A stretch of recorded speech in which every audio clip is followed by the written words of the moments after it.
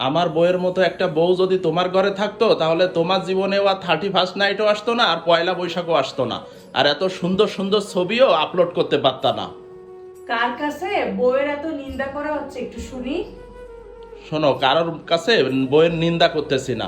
আমার বন্ধুরা এই পয়লা বৈশাখে পান্তা ভাতের ছবি আর এই বাইরে ঘুরতে গিয়ে ছবি আপলোড করতে করতে ফেসবুক পুরো ভরে ফেলছে, আর সেই জায়গায় আমার ফেসবুকে কোনো ছবি নাই। তো এতে কি তোমাদের মানে তোমার যেসব ফ্রেন্ডরা ছবি আপলোড দিছে তাদেরকে কি পুরস্কারে পুরস্কৃত করা হয়েছে?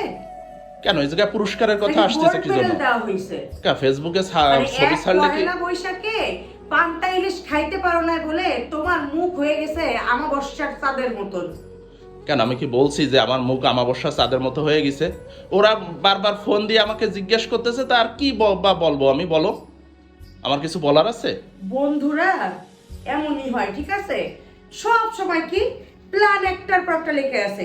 31st নাইটে বারবিকিউ পার্টি, পহেলা বৈশাখে ঘুরতে যাইতে হবে। আচ্ছা, তোমার বন্ধুরা এত এত টাকা যে পয়লা বৈশাখ উপলক্ষে খরচ করছে, কি সাদা পাঞ্জাবি, লাল শাড়ি, লাল চুড়ি, খোপায় ফুল তার বউদের জন্য কিনছে। এইসব টাকা নষ্ট করার কি দরকার বলো তো? আমাদের মুসলিম ধর্মে এই পয়লা বৈশাখ পালন করা যায় আছে? না, সে জায়েজ নেই। তাহলে আবার কি বলো তো? আমি তো এই জিনিসটাই তোমাকে বুঝাই পারি না। বন্ধু বান্ধব মিলে অনেক ভালো ভালো প্ল্যানও করা যায়, সেগুলো তো করবে না। তোমাদের প্ল্যান কি? শীতকাল আসলে ট্যুরে যাইতে হবে কক্সবাজার, বান্দরবান, সাজেক, পয়লা বৈশাখ, 31st, পয়লা ফাল্গুন, মানে তোমাদের প্রোগ্রামের শেষ নাই। আর টাকা নষ্ট করার মানে প্ল্যানেরও শেষ নাই। না, কাজের মধ্যে থাকে, সব সময় তো আর ছুটি পায় না। ছুটি পাইছে, একটু বউরের শাড়ি কিনে দিছে, চুড়ি কিনে দিছে, নিয়ে ঘুরতে বেরোইছে, তাই এগুলা কি করা অন্যায়? তারপরে শীতকালে ট্যুরে যায় মানুষ রিফ্রেশ হইতে, এগুলাও অন্যায়? কথা বলি, ভালো ভালো প্ল্যানও করা যায়। বন্ধু বান্ধবরা মিলে এই অহেতুক এত হাজার হাজার লাখ লাখ টাকা প্রতি বছর খরচ না করে বন্ধু বান্ধবরা মিলে তো একটা ফান্ড তৈরি করতে পারো, যে ফান্ডে তোমরা প্রতি মাসে একটা ফিক্সড অ্যামাউন্ট রাখবা। এইটা তোমরা 2-4 বছর গুছায় বউ নিয়ে হজ করতে যাবা। অত টাকা গুছাইতে না পারো, ওমরা হজ করতে যাবা। এই প্ল্যানটা করতে পারো না? তাহলে তো আল্লাহও খুশি হয়। না, সবই ঠিক আছে, এটা একটা ভালো কথা বলছো, কিন্তু সামান্য একটা ইলিশ মাছ খাইতে চাইছি, এটা কি আমার অন্যায় হয়ে গেছে? সারা বছরে অনেক ইলিশ মাছ খাও, সেটা পহেলা বৈশাখে 1800 টাকা কেজি দিয়ে, 2000 টাকা কেজি দিয়ে একটা ইলিশ মাছ খাওয়ার কোনো মানেই হয় না।